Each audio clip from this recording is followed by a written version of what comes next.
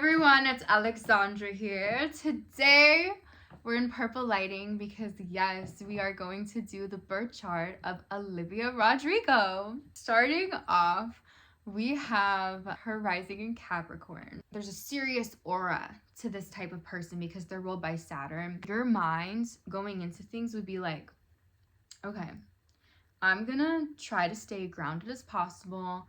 I'm gonna look for the bad immediately, but you think you're being realistic because you just don't want to miss anything.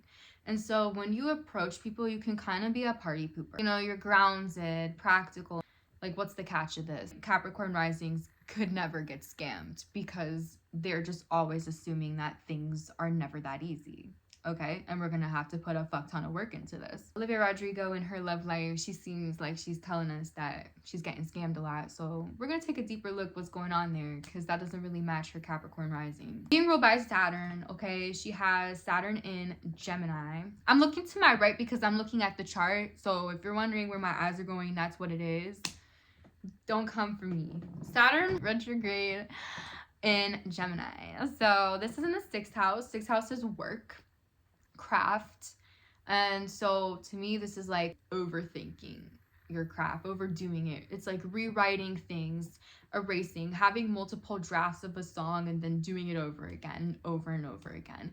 It's like if you wrote a lyric and you wrote it like 5 different ways and then just were really indecisive about which one to pick, and you don't choose for like weeks or months, and it delays the process and your work. There's not a lot of clarity. There's a lot of indecision going on with this placement. And this opposes her Mars in Sagittarius, which is conjunct her rising in Capricorn. So yes, she's very ambitious. Yes, she's very like big-minded and optimistic about what she wants to do and has like seriousness to back it up. But then that opposes when it actually comes down time to actually work on things. There's all this indecision and overthinking going on. So sometimes she can feel conflicted because it's like, oh, I know that I'm putting myself out there as this professional person who's gonna have it all and gonna get what she wants and is out there working for it. But deep down, I'm actually really indecisive about my work. And this honestly could have been, you guys, the reason why her second album took so long, because that type of work ethic where you're being super indecisive about what it is or giving yourself a lot of choices, because Gemini in 6th house is having a lot of choices in your work, to the point of indecision and to the point of not really knowing what you want to do, what direction you're going to take. It's always a choice. We're always choosing something. You know how like in high school, like you would write an essay and it's like you're either one of those people that writes too much, you have to like bring it down, or you're one of those people who has no ideas and you don't know what to do. It's like she has so many ideas, it can be hard to really pin it down. And I think that's what she struggles with the most, and I think that's why her work takes so long. Her sun in Pisces, and this being conjunct Uranus. She's a Pisces, very sweet, very magical, ethereal, whatever, okay? The basic Pisces, and you know, we're here with the purple light, trying to make it mystical and fun like Pisces. But then there's also this rebelliousness to her Pisces. I know she said in her Instagram bio, spicy Pisces. Pisces aren't naturally spicy. That would be more of like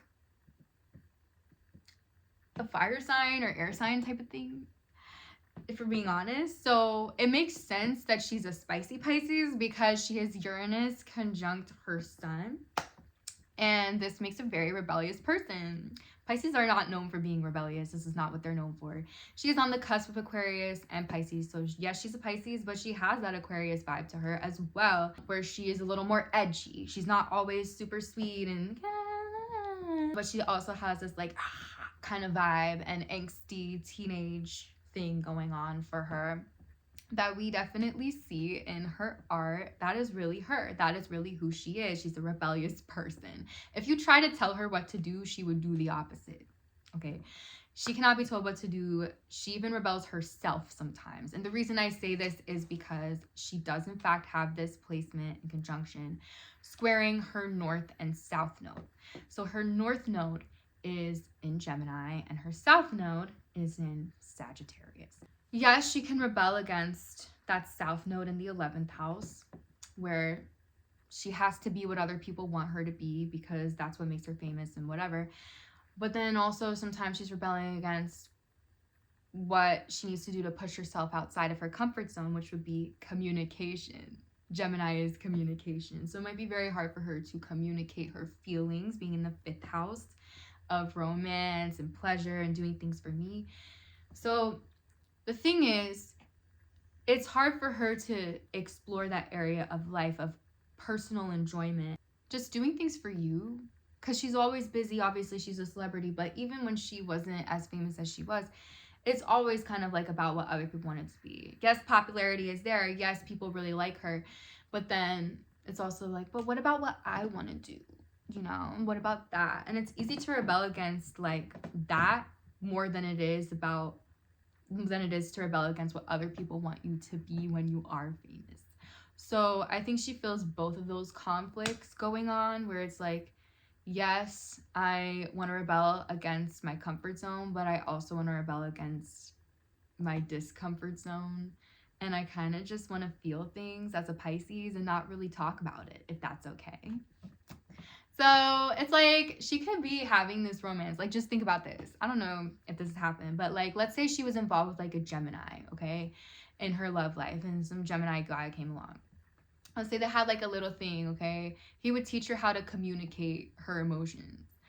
And then that's something that she's supposed to learn from. She's like, yeah, all right. And then she ghosts him because she's a Pisces, and all Pisces kind of act like that. There's this pressure of her to express herself in her love life and just do things for you. But then it's met with resistance in different areas, like what people expect of her and what she has to be, and the need to produce things for the world rather than just producing it because you want to and because it's something you're giving to yourself, which she should be tapping into but rebels against. Let's talk about her beautiful little moon in Libra conjunct her midheaven. Oh, look, another pop girly with the moon associated with the midheaven in her 10th house. Are we shocked? No, we're not. Her emotions, her inner world are always going to be known by the public. We like this about her. We like to know how she feels. Tell us how you feel, girl. We're going to eat it up every single time. Being in Libra, we really care about her relationships. Libra is relationships. We will always want to know who you're dating. We will always want to know the beef you have with other celebrities. She's a very agreeable public persona. Her moon is square her Venus in Capricorn and Chiron. We really just hear a lot about the bad relationships that she's had, which we have seen very clearly. It's part of her story of how she got famous. Venus and Chiron together can mean that you do look for people to heal. You want to fix them. In Capricorn, you're attracted to people who are very serious and not so romantic, like no romance at all. It's hard to guess what they're thinking. It's hard to guess like how they feel about you. They're a little bit emotionally unavailable, let's be fucking honest. And it's just kind of a shitty placement for her Venus to be in, but if her Venus wasn't so shitty, I don't think she'd be famous. The pain came with the fame, you know?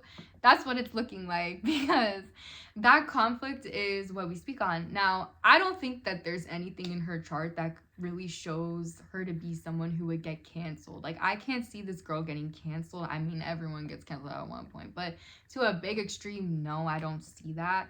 But I do think this is why a lot of the people she's been with that have hurt her have been getting canceled like crazy, because like, yes, Venus is squaring that midheaven, and Venus is other people. So like Venus in the 1st house squaring your midheaven and your moon, you directly having pain or emotions about processing the grief of like heartbreak towards somebody is directly going to be felt by the world every single time.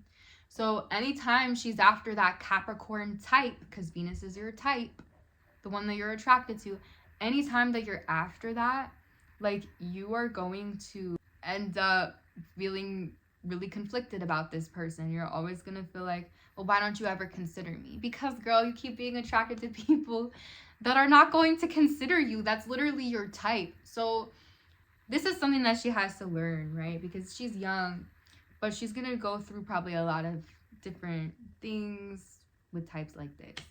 And that is what is going to be shown on the midheaven. Her personal relationships are ruled by Cancer and conjunct Saturn retrograde. Yes, she can be a little unstable in her relationships when it comes to commitment, or even like attracting a lot of guys that are honestly overly committed to her. I don't think that it's hard for her to attract that. I just don't think that she's into it. That's the issue. I think it's one of those things where she's young and her type will change over time to be more of like that Cancerian vibe. You know, the loyal boyfriend who's sensitive. I apologize if you hear my dog in the back breathing. Like, when it comes to her relationship, she does attract a lot of like teddy bear types who are very sensitive to her feelings, but I just don't think that she's really into that. And that's why she ends up getting so hurt. She's into bad boys. She's into bad boys, and it's just something that she's gonna have to grow out of at some point. But, you know, if she did have good relationships, would we love that for her? Honestly, yes, we would. We want to see that at some point.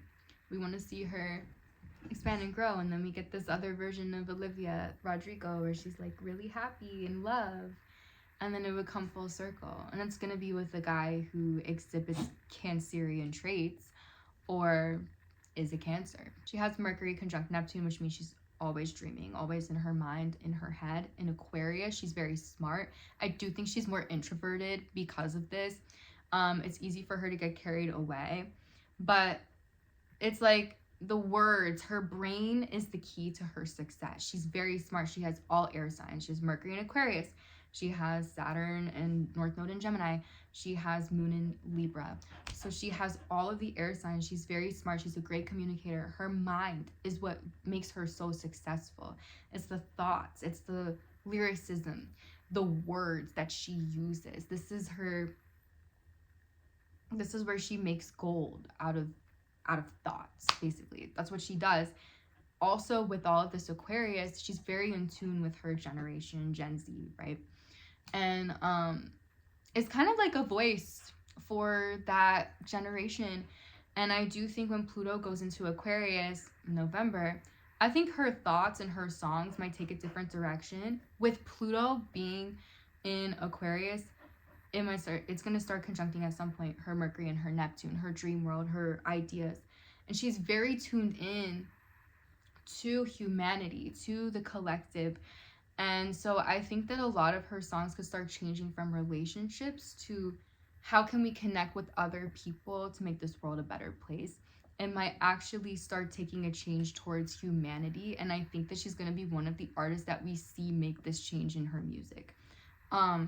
Another thing about that is that with Pluto on her Mars, she's always feeling the need to reinvent herself and go in a different direction. And there's always sort of that pressure to be something that she wasn't before.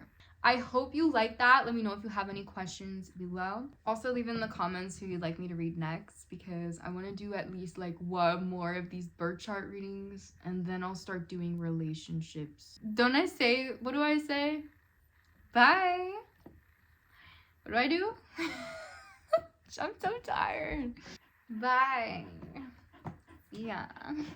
Until next time.